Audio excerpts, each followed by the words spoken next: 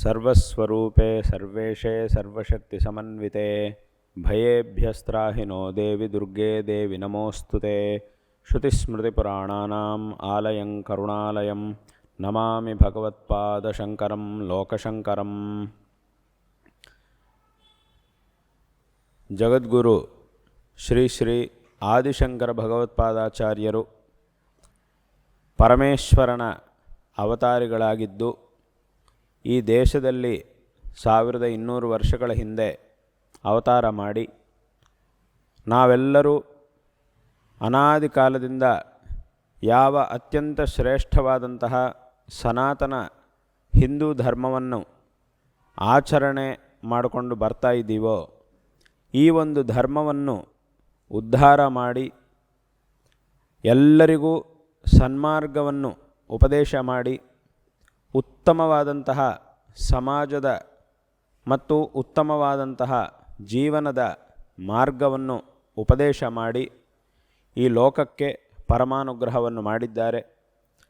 ಶಂಕರಾಚಾರ್ಯರು ಅನ್ನುವಂತಹ ಒಂದು ಹೆಸರು ಇವತ್ತಿನ ದಿವಸ ಇಡೀ ಪ್ರಪಂಚದಲ್ಲಿ ಎಲ್ಲ ಸಜ್ಜನರ ಮನಸ್ಸಿನಲ್ಲೂ ನಿತ್ಯವೂ ನೆನಪಿಟ್ಟುಕೊಳ್ಳುವಂತಹ ಒಂದು ಹೆಸರಾಗಿದೆ. ಮತ್ತು ಅವರು ಮಾಡಿದಂತಹ ಉಪದೇಶಗಳು ಒಂದೊಂದು ಉಪದೇಶವೂ ಸಹ ಉತ್ತಮವಾದಂತಹ ಜೀವನಕ್ಕೂ ಮತ್ತು ಉತ್ತಮವಾದಂತಹ ಸಮಾಜಕ್ಕೂ ಅತ್ಯಂತ ಅವಶ್ಯಕವಾಗಿವೆ. ಇವತ್ತಿನ ಕಾಲದಲ್ಲಿ ನಾವು ನೋಡುವಂತಹ ಎಲ್ಲ ವಿಧವಾದಂತಹ ಸಮಸ್ಯೆಗಳಿಗೂ ಸಹ ಶಂಕರಾಚಾರ್ಯರು ಮಾಡಿದಂತಹ ಮಾರ್ಗದರ್ಶನದಲ್ಲಿ ಉಪದೇಶದಲ್ಲಿ ನಮಗೆ ಪರಿಹಾರವು ಲಭ್ಯವಾಗಿದೆ. ಅಂತಹ ಸದಾಕಾಲಕ್ಕೂ ನಮಗೆ ಅತ್ಯಂತ ಪ್ರಸ್ತುತವಾದಂತಹ ಉಪದೇಶಗಳನ್ನು ಮಾಡಿದಂತಹ ಮಹಾಪುರುಷರು ಶಂಕರಾಚಾರ್ಯರು.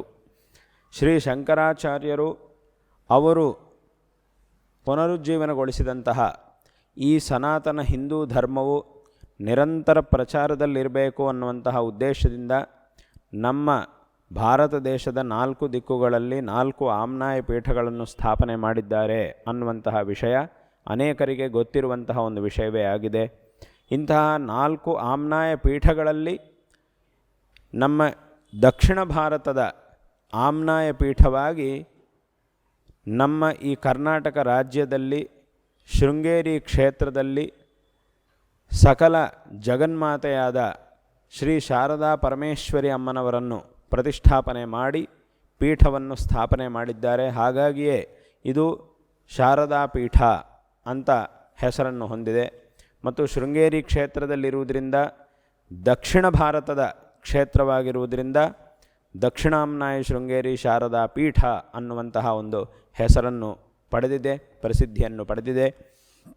ಈ ಒಂದು ಪೀಠದಲ್ಲಿ 1200 ವರ್ಷಗಳಿಂದ ಆರಂಭದಿಂದಲೂ ಸಹ ಅವಿಚ್ಛಿನ್ನವಾದಂತಹ ಗುರು ಪರಂಪರೆ ಮುಂದುವರಿತಾ ಇದೆ. ಈ ಒಂದು ಪೀಠದ ಗುರು ಪರಂಪರೆಗೂ ಮತ್ತು ನಮ್ಮ ಈ ಕರ್ನಾಟಕ ರಾಜ್ಯದಲ್ಲಿ ವಿಶೇಷವಾದಂತಹ ಒಂದು ಗ್ರಾಮಗಳಾಗಿರ್ತಕ್ಕಂತಹ ಪ್ರದೇಶವಾಗಿರ್ತಕ್ಕಂತಹ ಹಾಸನ ಜಿಲ್ಲೆಯ ಹೊಳೆನರಸೀಪುರ ಹತ್ತಿರದ ಹರಿಹರಪುರ, ಚಾಕೇನಹಳ್ಳಿ ಮೊದಲಾದಂತಹ ಗ್ರಾಮಗಳು ಏನಿವೆಯೋ ಈ ಸುತ್ತಮುತ್ತಲಿನ ಎಲ್ಲ ಗ್ರಾಮಗಳಿಗೂ ಗ್ರಾಮದ ಜನತೆಗೂ ಈ ದಕ್ಷಿಣಾಮ್ನಾಯ ಶೃಂಗೇರಿ ಶಾರದಾ ಪೀಠಕ್ಕೂ ತುಂಬ ಹಿಂದಿನ ಕಾಲದಿಂದ ಒಂದು ಗುರು ಶಿಷ್ಯ ಸಂಬಂಧ ಅನ್ನುವುದಿದೆ. ಹಾಗಾಗಿಯೇ ಈ ಪೀಠದ ಪ್ರಸ್ತುತ ಪೀಠಾಧಿಪತಿಗಳಾಗಿರ್ತಕ್ಕಂತಹ ನಮ್ಮ ಗುರುವರೇಣ್ಯರು ಪರಮಪೂಜ್ಯರು ಜಗದ್ಗುರು ಶ್ರೀ ಶ್ರೀ ಭಾರತೀ ತೀರ್ಥ ಮಹಾಸ್ವಾಮಿಗಳವರು ತಮ್ಮ ವಿಜಯ ಯಾತ್ರೆಗಳ ಕಾಲದಲ್ಲಿ ಅನೇಕ ಬಾರಿ ಹಾಸನ, ಹೊಳೆನರಸೀಪುರ, ಈ ಹರಿಹರಪುರ ಮೊದಲಾದಂತಹ ಗ್ರಾಮಗಳಿಗೆ ಅನೇಕ ಬಾರಿ ಆಗಮಿಸಿ ತಮ್ಮ ಪಾದಸ್ಪರ್ಶದಿಂದ ಈ ಪ್ರದೇಶವನ್ನು ಪವಿತ್ರಗೊಳಿಸಿ ಇಲ್ಲಿಯ ಎಲ್ಲ ಭಕ್ತ ಮಹಾಜನರನ್ನು ವಿಶೇಷವಾಗಿ ಅನುಗ್ರಹಿಸಿದ್ದಾರೆ. ಅವರು ಇಲ್ಲಿಯ ಭಕ್ತ ಮಹಾಜನರ ವಿಶೇಷವಾದಂತಹ ಪ್ರಾರ್ಥನೆಯಂತೆ ವಿಶೇಷವಾಗಿ ಈ ಸುತ್ತಮುತ್ತಲಿನ ಗ್ರಾಮಗಳು, ಅದರಲ್ಲೂ ಈ ಚಾಕೇನಹಳ್ಳಿ, ಹರಿಹರಪುರ ಮೊದಲಾದಂತಹ 7 ಗ್ರಾಮಗಳಿಗೆ ವಿಶೇಷವಾದಂತಹ ಆರಾಧ್ಯ ದೇವತೆಯಾದ ಶ್ರೀ ಉಡುಸಲಮ್ಮ ದುರ್ಗಾ ಪರಮೇಶ್ವರಿ ಅಮ್ಮನವರ ಸನ್ನಿಧಿಯಲ್ಲಿ ನಮ್ಮ ಗುರುಗಳು ತಮ್ಮ ಅಮೃತ ಹಸ್ತಗಳಿಂದ ಪುನಃ ಪ್ರತಿಷ್ಠಾ ಕುಂಭಾಭಿಷೇಕವನ್ನು ನೆರವೇರಿಸಿ ಆಶೀರ್ವದಿಸಿದಂತಹ ಒಂದು ಸಂದರ್ಭವಂತೂ ಇಲ್ಲಿಯ ಭಕ್ತ ಮಹಾಜನರೆಲ್ಲರಿಗೂ ಸಹ ಅತ್ಯಂತ ಅವಿಸ್ಮರಣೀಯವಾಗಿದೆ ಮತ್ತು ಸುವರ್ಣಾಕ್ಷರಗಳಲ್ಲಿ ಬರೆದಿಡಬೇಕಾದಂತಹ ಒಂದು ಸಂದರ್ಭವಾಗಿದೆ. ಇಂತಹ ಒಂದು ಸಂದರ್ಭ ಆ ಅಮ್ಮನವರ ಜಗನ್ಮಾತೆ ದುರ್ಗಾಪರಮೇಶ್ವರಿ, ಉಡುಸಲಮ್ಮ ದುರ್ಗಾಪರಮೇಶ್ವರಿ ಅಮ್ಮನವರ ಒಂದು ಸನ್ನಿಧಿಯನ್ನು ಪುನಃ ಪ್ರತಿಷ್ಠಾಪನೆ ಮಾಡಿ ಗ್ರಾಮಸ್ಥರೆಲ್ಲರಿಗೂ ಸಹ ವಿಶೇಷವಾಗಿ ಅನುಗ್ರಹವನ್ನು ಮಾಡಿದಂತಹ ಒಂದು ಸಂದರ್ಭ, ವಿಶೇಷವಾದಂತಹ ಒಂದು ಸಂದರ್ಭ. ಈಗ ಈ ಅಮ್ಮನವರ ಪುನಃ ಪ್ರತಿಷ್ಠಾ ಕುಂಭಾಭಿಷೇಕ ಮಹೋತ್ಸವದ ವರ್ಧಂತಿಯನ್ನು ಪ್ರತಿ ವರ್ಷ ಆಚರಣೆ ಮಾಡಿಕೊಂಡು ಬರ್ತಾ ಇರತಕ್ಕಂತಹ ಇಲ್ಲಿಯ ಗ್ರಾಮಸ್ಥರು ಈಗ ಈ ಕಾರ್ಯಕ್ರಮದ ರಜತ ಮಹೋತ್ಸವವನ್ನು, ಪುನಃ ಪ್ರತಿಷ್ಠಾ ಕುಂಭಾಭಿಷೇಕದ ರಜತ ಮಹೋತ್ಸವ ಕಾರ್ಯಕ್ರಮವನ್ನು ಈಗ ವಿಶೇಷವಾಗಿ ಆಚರಿಸ್ತಾ ಇರುವುದು ಅತ್ಯಂತ ಸಂತೋಷಕರವಾದಂತಹ ಒಂದು ವಿಷಯವಾಗಿದೆ. ಈ ಒಂದು ಸಂದರ್ಭದಲ್ಲಿ ಅಮ್ಮನವರಿಗೆ ಅತ್ಯಂತ ಪ್ರೀತಿಕರವಾಗಿರ್ತಕ್ಕಂತಹ ಅನುಷ್ಠಾನವಾಗಿರ್ತಕ್ಕಂತಹ ಶತಚಂಡಿಕಾ ಮಹಾಯಾಗವನ್ನು ಶಾಸ್ತ್ರೋಕ್ತವಾಗಿ ವೈದಿಕರಿಂದ ಗ್ರಾಮಸ್ಥರೆಲ್ಲರೂ ಸಹ ನಡೆಸ್ತಾ ಇರುವುದು ಅತ್ಯಂತ ಸಂತೋಷಕರವಾದಂತಹ ಒಂದು ವಿಚಾರವಾಗಿದೆ. ಈ ಒಂದು ಶತಚಂಡಿಕಾ ಮಹಾಯಾಗವು ಪ್ರಾರಂಭವಾಗಿ ಇವತ್ತಿನ ದಿವಸ ಅದರ ಮಹಾಪೂರ್ಣಾಹುತಿ ಕಾರ್ಯಕ್ರಮವು ನಡೀತಾ ಇರುವುದು ಮತ್ತು ಈ ಸಂದರ್ಭದಲ್ಲಿ ಇಲ್ಲಿಯ ಇಷ್ಟೆಲ್ಲ ಗ್ರಾಮಸ್ಥರು ಎಲ್ಲರೂ ಸಹ ಇಲ್ಲಿಗೆ ಆಗಮಿಸಿರುವುದು ಅತ್ಯಂತ ಸಂತೋಷಕರವಾದಂತಹ ಒಂದು ವಿಷಯವಾಗಿದೆ. ಇದರಿಂದ ಆ ಜಗನ್ಮಾತೆಯ ಒಂದು ಅನುಗ್ರಹ ಎಲ್ಲರಿಗೂ ಸಹ ಪ್ರಾಪ್ತವಾಗಿ ಇನ್ನೂ ವಿಶೇಷವಾದಂತಹ ಒಂದು ಶ್ರೇಯಸ್ಸು ಪ್ರಾಪ್ತವಾಗುತ್ತೆ ಅನ್ನುವಂತಹ ವಿಷಯದಲ್ಲಿ ಯಾವುದೇ ಸಂದೇಹಕ್ಕೆ ಅವಕಾಶ ಇಲ್ಲ. ನಮ್ಮ ದೇಶದಲ್ಲಿ ಅನಾದಿ ಕಾಲದಿಂದಲೂ ಸಹ ಶಕ್ತಿ ಸ್ವರೂಪಿಣಿಯಾಗಿರ್ತಕ್ಕಂತಹ ಅಮ್ಮನವರನ್ನು ಅನೇಕ ರೂಪಗಳಲ್ಲಿ ಆರಾಧಿಸುವಂತಹ ಪದ್ಧತಿ ಬಂದಿದೆ. ಎಷ್ಟೋ ಬಾರಿ ಆ ಅಮ್ಮನವರ ಒಂದು ಅನುಗ್ರಹದಿಂದ ಅನೇಕ ಜನರು ಎಲ್ಲರೂ ಸಹ ದೇವತೆಗಳು, ಋಷಿಗಳು, ಮಹಾಪುರುಷರು, ಅವತಾರ ಪುರುಷರು, ರಾಜಾಧಿರಾಜರುಗಳು, ಪಂಡಿತರು, ಕವಿಗಳು, ಸಾಮಾನ್ಯ ಜನರವರೆಗೆ ಎಲ್ಲರೂ ಸಹ ಅಮ್ಮನವರನ್ನು ವಿಶೇಷವಾಗಿ ಆರಾಧಿಸಿದವರೇ ಆಗಿದ್ದಾರೆ.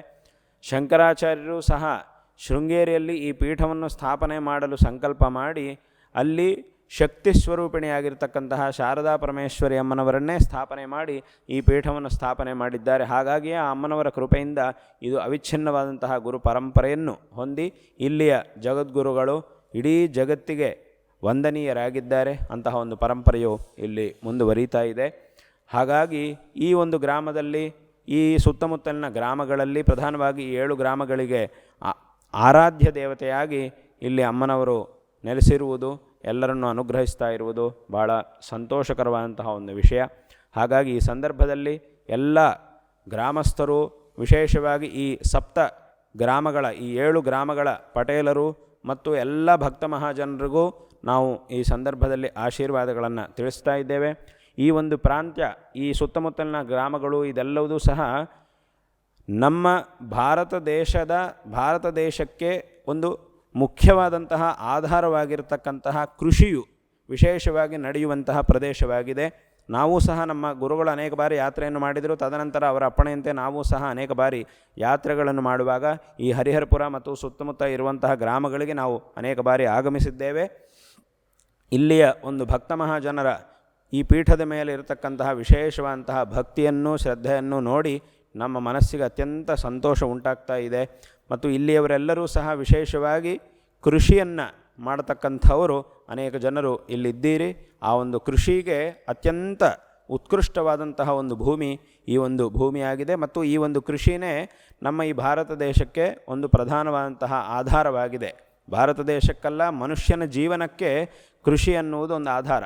ಬೇರೆ ಯಾವ ಕೆಲಸಗಳು ನಡೀದೇ ಇದ್ದರೂ ಆ ಕೆಲಸಗಳಿಂದ ಏನು ಫಲ ಸಿಗುತ್ತೋ ಅದು ಮಾತ್ರವೇ ಇರುವುದಿಲ್ಲ, ಅಷ್ಟೇ. ಉಳಿದಿದ್ದೆಲ್ಲ ಇದ್ದೇ ಇರುತ್ತೆ. ಆದರೆ ಈ ಕೃಷಿ ಅನ್ನುವುದೇ ನಡೆಯಲಿಲ್ಲ ಅಂತಂದರೆ ಇನ್ಯಾವುದೂ ಇರುವುದಿಲ್ಲ, ಜೀವ ಅನ್ನುವುದೇ ಈ ಪ್ರಪಂಚದಲ್ಲಿ ಇರುವುದಿಲ್ಲ. ಆದ್ದರಿಂದ ಅಂತಹ ಒಂದು ಕೃಷಿ ವಿಶೇಷವಾದಂತಹ ಆಧಾರ. ಅಂತಹ ಕೃಷಿಯನ್ನು ಮಾಡತಕ್ಕಂತಹ ರೈತರು ಅನೇಕ ಜನರು ಈ ಒಂದು ಪ್ರಾಂತ್ಯದಲ್ಲಿ ಇರುವುದು ಬಹಳ ಸಂತೋಷಕರವಾದಂತಹ ಒಂದು ವಿಷಯ. ಆ ಒಂದು ಕೃಷಿಯೂ ಸಹ ಇಲ್ಲಿ ವಿಶೇಷವಾಗಿ ನಡೀತಾ ಇದೆ. ಅಂತಹ ಒಂದು ಸುಂದರವಾದಂತಹ ಪರಿಸರಗಳು, ಸುಂದರವಾದಂತಹ ಒಂದು ಪ್ರದೇಶಗಳು ಈ ಒಂದು ಗ್ರಾಮಗಳಲ್ಲಿವೆ. ಇಂತಹ ಎಲ್ಲ ಗ್ರಾಮಸ್ಥರು ಸಹ ಇಲ್ಲಿ ಹೆಚ್ಚಿನ ಸಂಖ್ಯೆಯಲ್ಲಿ ಕೃಷಿಯನ್ನು ಮಾಡತಕ್ಕಂಥವರು ಮತ್ತು ಬೇರೆ ಬೇರೆ ವೃತ್ತಿಗಳನ್ನು, ಅವರವರ ವೃತ್ತಿಗಳನ್ನು ಅವಲಂಬಿಸಿರತಕ್ಕಂತಹ ಜನರು ಭಕ್ತ ಮಹಾಜನರು ಸಹ ಇಲ್ಲಿರುವುದು ಬಹಳ ಸಂತೋಷಕರವಾದಂತಹ ಒಂದು ವಿಷಯ. ಈ ಒಂದು ಸಂದರ್ಭದಲ್ಲಿ ಮತ್ತೊಮ್ಮೆ ಎಲ್ಲರಿಗೂ ಸಹ ನಾರಾಯಣ ಸ್ಮರಣಪೂರ್ವಕವಾಗಿ ಆಶೀರ್ವಾದಗಳನ್ನು ಮಾಡ್ತಾ ಇದ್ದೇವೆ.